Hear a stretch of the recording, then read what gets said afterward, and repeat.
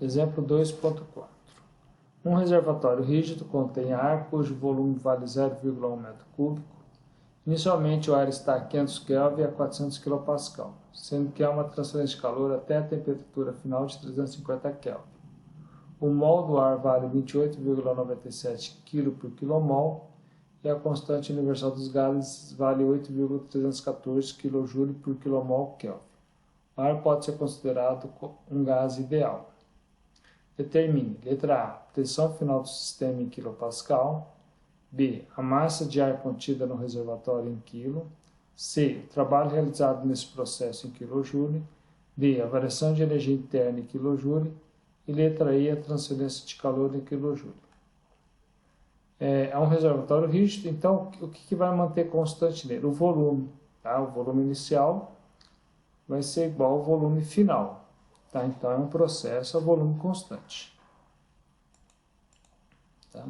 Então, ó, já que o ar vai ser considerado um gás ideal, então, ó, letra A, pressão do sistema em kilopascal. Bom, já que o volume é constante, tá?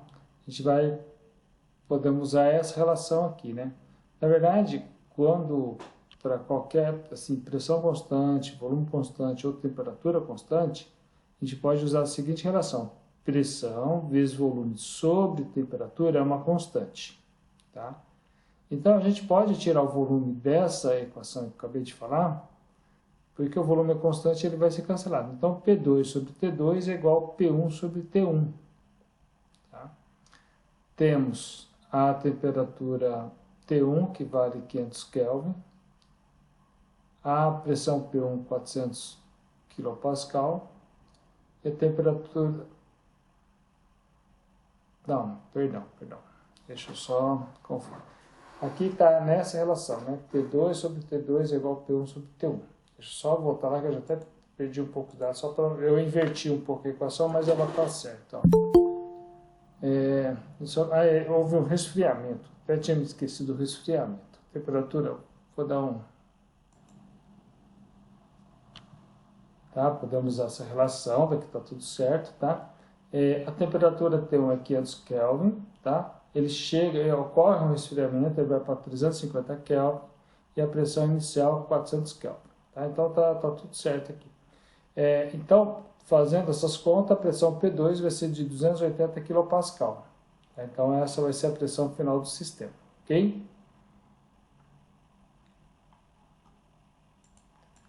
Letra B, a massa de ar contida no reservatório em quilo. Tá? Então, ó, o que a gente vai pegar? Poderíamos pegar a condição inicial ou a condição final, tanto faz. Tá? Aqui a gente pegou a condição inicial, usa a equação dos gases ideais, tá?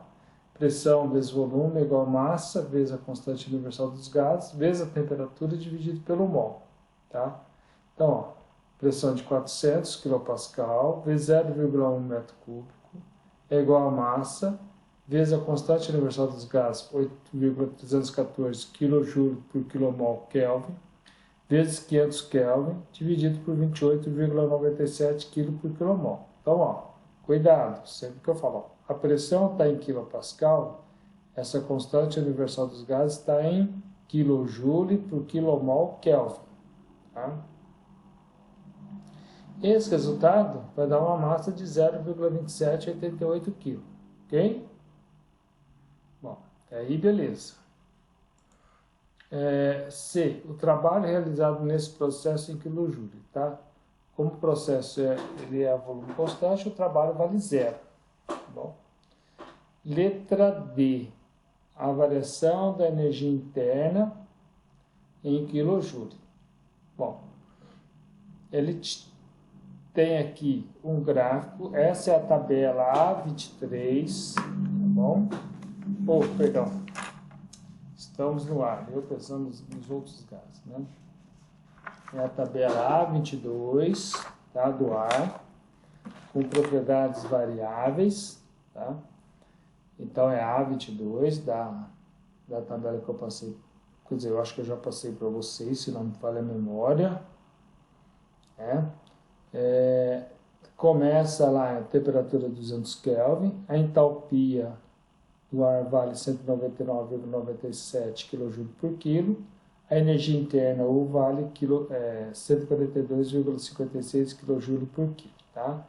Esses outros valores que vamos deixar de lado por enquanto, mas existem essas outras propriedades. A 350 Kelvin, a entalpia vale 350,49 kJ por quilo, e a energia interna 250,02 kJ por quilo. A 500 Kelvin, a entalpia vale 503,02 kJ por quilo, e a energia interna vale 359,49 kJ por quilo. Tá? Bom, então, ó, o que é a variação da energia interna? Tá? Específica. É a energia interna final menos a energia interna final, que é o 250,02 menos 359,49, que dá menos 109,47. Tá? E a variação da energia interna com U grande é a massa vezes a variação da energia interna específica. Tá? Esse 0,2788, que é a massa em quilo, vezes a variação da energia interna específica, que é menos 109,47 kJ por quilo. Então, isso aí dá uma variação de energia interna de menos 30,52 kJ. Tá? É normal a variação da energia interna dar um valor negativo, já que houve uma diminuição da temperatura. Tá? Então, ela passou de uma condição térmica maior, uma condição térmica de uma energia maior, para uma energia térmica mais baixa. Ok?